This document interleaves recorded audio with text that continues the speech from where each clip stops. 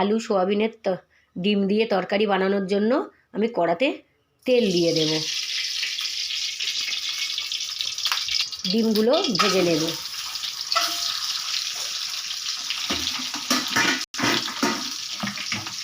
ডিমগুলো ভাজা হয়ে গেলে তুলে নেব। ডিমগুলো আমি নুন হলুদ দিয়ে ভেজে নিলাম, এবারে তুলে নেব। ওই তেলের মধ্যে সোয়াবিনগুলো আমি ভেজে নেব, ভাজা হয়ে গেলে তুলে নেব। ওই তেলের মধ্যে ফোড়ন দিয়ে দেব গোটা গরম মশলা আর তেজপাতা, দিয়ে দেব পেঁয়াজ কুচি আর কাঁচা লঙ্কা চেরা, দিয়ে দেব টমেটো, দিয়ে দেব আদা রসুন আর কাঁচা লঙ্কা পেস্ট।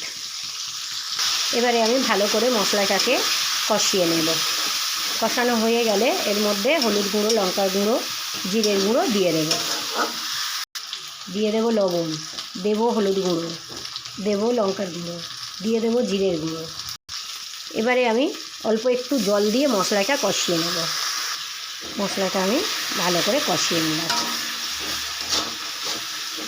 মশলা কষানো হয়ে গেলে সেদ্ধ করা আলু, সোয়াবিন দিয়ে দেব, দিয়ে দিলাম সেদ্ধ করা আলু, দিয়ে দেব ভেজে রাখা সোয়াবিন।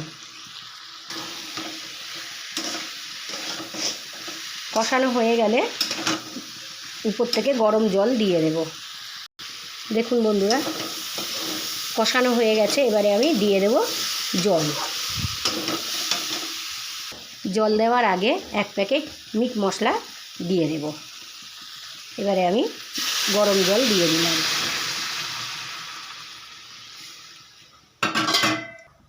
তরকারিটা ফুটে উঠলে ভেজে রাখা ডিমগুলো দিয়ে দেব, দিয়ে দেব ভেজে রাখা ডিম। হয়ে গেলে নামিয়ে নেব। তো দেখুন বন্ধুরা, তরকারিটা রেডি হয়ে গেছে। এবারে আমি নামিয়ে নেব। তো দেখুন বন্ধুরা, এইভাবে বানিয়ে নিলাম আলু ডিম সোয়াবিনের তরকারি।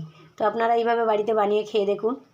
আর তার সঙ্গে সঙ্গে একটা করে লাইক, কমেন্ট, শেয়ার, সাবস্ক্রাইব করে দেবেন। ভিডিওটা প্রথম থেকে শেষ পর্যন্ত দেখুন কিভাবে বানালাম আলু সোয়াবিনের তরকারি।